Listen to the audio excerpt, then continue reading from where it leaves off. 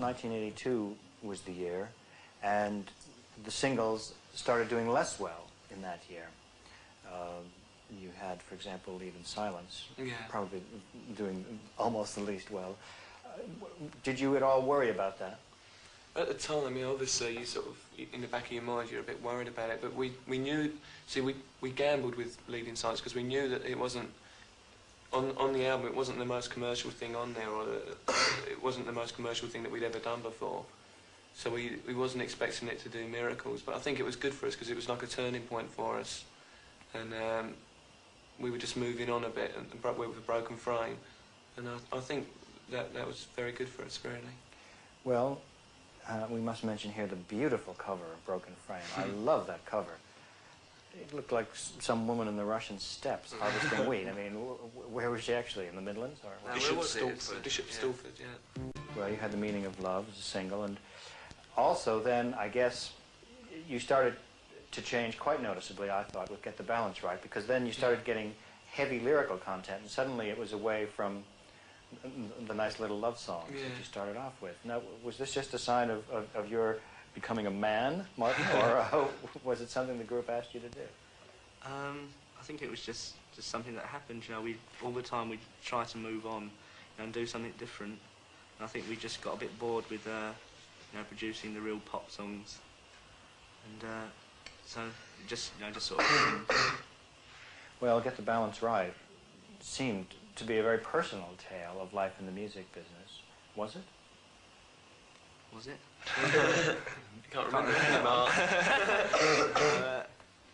No, I don't think so. It was about life in general, as most of them are.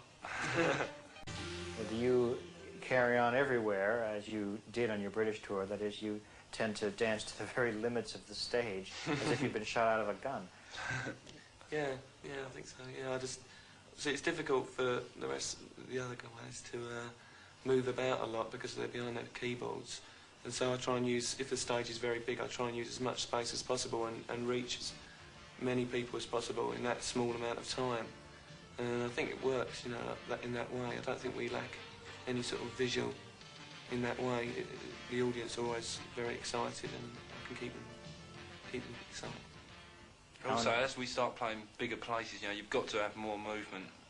You know, because there's so many. I mean, say for instance, this tour of the German, we've been playing to sort of like 6,000 people, you know, a gig, and you know, you just have to make big movements.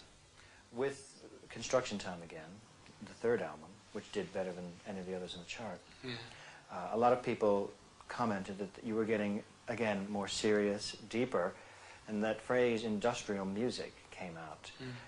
Did you feel you were part of any movement which had perhaps Germanic connections? Not really, no. I think it's definitely, the Construction Time Again is definitely a harder feel in musical. You know, the actual sound of the album is a lot harder than the previous. I don't think it was a move to sort of...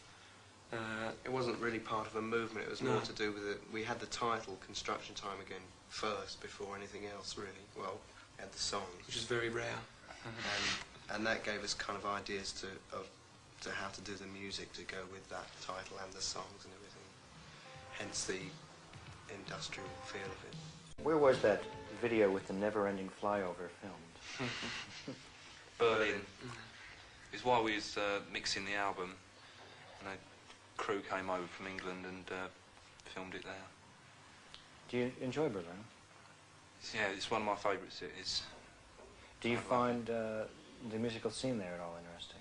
I think, oh yeah, of course. You know, when we was actually in the studio, I mean, loads of people came up to hear what we was doing, just to see Daniel, because Daniel knows a lot of people there, and it's very good. Yeah, very good scene. Some of your recent music has been mentioned in the same breath as DEF. Does that mean anything to you, that group? Well, it's one of Martin's favourite groups, or before they split anyway. Oh. How would you describe them to the British audience who may not know them? Oh, you're good Well, at this. DAF. Yeah, it's DAF.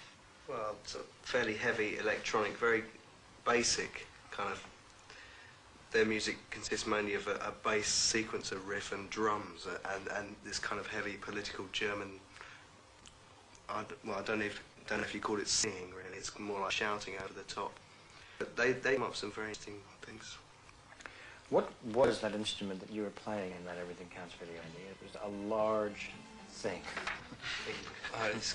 Which is now broken. Yeah, it's now broken. It's a shum. I think it's some sort of a medieval oboe type thing. Aren't you going to get another one, or where do you find no, it? actually, I suppose they're very hard to come. You know, I think we bought it from an antique type music shop. I mean, they cost quite expensive instruments, but at the moment, like it's broken. And I've got to get it mended, really. Did you just invent the part, or did you learn the instrument? You know, it isn't actually the sound on the record, I must say, because it is actually a synth. Unfortunately, yeah. Unfortunately. It's just like a couple of sounds, isn't it, put together? Well, we just tried to make whatever sounds we'd used to look a little bit interesting in a video and that by using... It's normally, you know, if you just have a keyboard and you go, it looks pretty boring. And it actually does sound virtually the same, you know, as that sound, so... I mean. Martin, was it in that song or Love in Itself that you got to strum the guitar for about 6 seconds? That was Love in Itself. I thought, actually, it looked hysterical on TV. Why did you put it in? Well, we, as usual, the song had been written and it didn't have a middle eight. Like Daniel always says, you know, shove a middle eight in. you can't fail with a middle eight. So we made up this instrumental bit in the middle, which, you know, we thought was quite funny. And the guitar sounded quite good with it. So. Which way would you like to go in the future, or do you know? It's difficult to say, really. We just try and use sounds that suit the song, rather than, you know, just synthesizers or now we're just going to use acoustic instruments. We'll use whatever suits, really, and that could be anything. Because so many British groups are doing well in charts all over the world. You've certainly done well in the German charts, for example. Do you consider yourself part of any movement? Do you think any of the groups consider themselves part of any movement?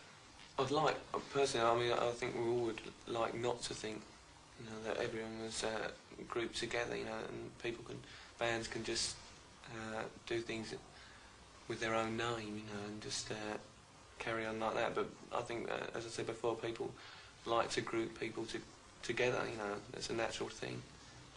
But I think we're establishing ourselves in a lot of countries, especially in Europe, in places like Sweden and Germany, as Depeche Mode. I think a lot of countries, they sort of like try to, like for instance, when we went to Canada, you know, there was a lot of British groups going there at that time, and they sort of had the British Invasion T-shirts, you know, with loads of groups grouped together, totally different. And I think a lot of people abroad tend to class British groups together. Yeah. British music, that's British music. As Depeche continue to spread internationally, and as Vince Clarke has his successes, do you think this company may get too big for you to want to keep it as small as it has been? It's always a real danger. I mean, we've signed, well, not exactly signed because we don't really sign groups, but we've started working with 2 new groups, just only 2 new groups in the last 2 years. So we're trying to, you know, I'm trying to keep it very, very small and efficient, as efficient as possible, you know.